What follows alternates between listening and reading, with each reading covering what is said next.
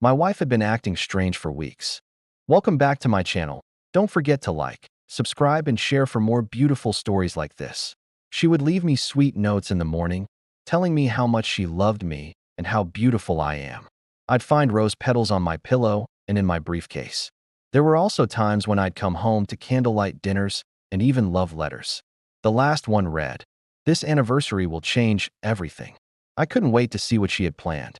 It was our 5-year anniversary, and we had never had a bad one yet. Our first was spent in Paris. The second was a hot air balloon ride in Cappadocia. The third was an African safari. And last year we went to the Maldives. I couldn't imagine how she could top that. But then again, she always managed to surprise me. When I came home that evening, there were rose petals everywhere. On the bed, on the floor, even in the bathroom.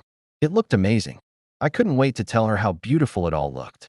But as I opened the bedroom door, I saw the most beautiful thing of all. There she was in front of me, lying on our bed, naked. "Surprise," she whispered. And I couldn't help but smile. It was everything I'd hoped for and more. As I got closer, though, I noticed something odd. She wasn't alone. On the other side of the bed was another man. A man I knew very well. In fact, he was my best friend. "What the hell?" I asked. They both looked up at me, their eyes wide with shock. "How long have you been like this?" I asked them. No answer. My wife started crying. She told me she was sorry, that she loved me. But before I could say anything, my best friend jumped off the bed and started yelling at me. "Are you serious right now? You walk in here and yell at us, but you don't even ask what's going on? What kind of man are you?" "What kind of man?" I repeated. "You're sleeping with my wife. What kind of man do you think I am?" He just shook his head and walked away.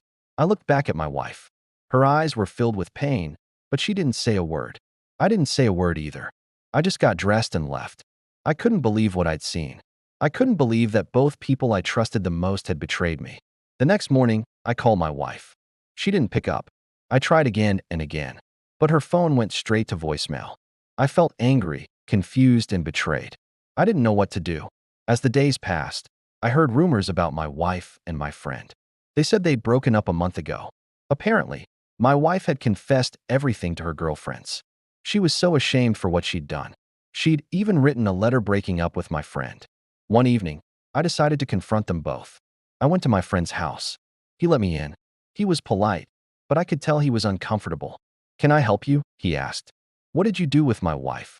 I asked. He looked down. "What do you mean?" he replied. "Don't play dumb with me," I snapped. "Why did you betray me? Why did you sleep with my wife?" He took a deep breath. "I'm sorry, man. I'm really sorry. But it was my wife who came on to me. I tried to tell her no, but she wouldn't listen. I kept telling her that she had to stop, but she didn't want to. She said she wanted to break things off with you. So I helped her." I was stunned. It wasn't the answer I expected. I went home that night and confronted my wife. She admitted everything.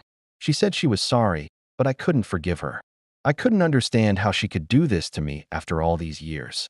We argued, we yelled, and in the end, she left. I found my wife moving into a new apartment. I offered to help her move, but she refused. "Why are you here?" she snapped.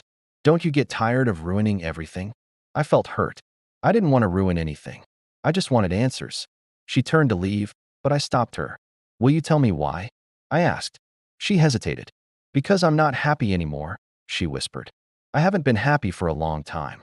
That hurt me deeply. I had no idea she was unhappy. If only she'd talked to me. If only she'd given me a chance to fix things. But she hadn't. Instead, she chose my best friend. Today, my life has changed. My wife is gone, and so is my best friend. Now I live alone. Every day I ask myself, why? Why did she do it? Why did he do it? But I'll never have an answer. All I know is that today I live alone, and every day I ask myself, why? If you've ever been betrayed, broken, or left behind, you're not alone. And if you're learning how to stand again, one step at a time, you're not weak. You're healing. Make sure you hit that like button, drop a comment if this story hit home, and subscribe if you want more stories that aren't afraid to tell the truth, no matter how messy it gets. We've got more coming.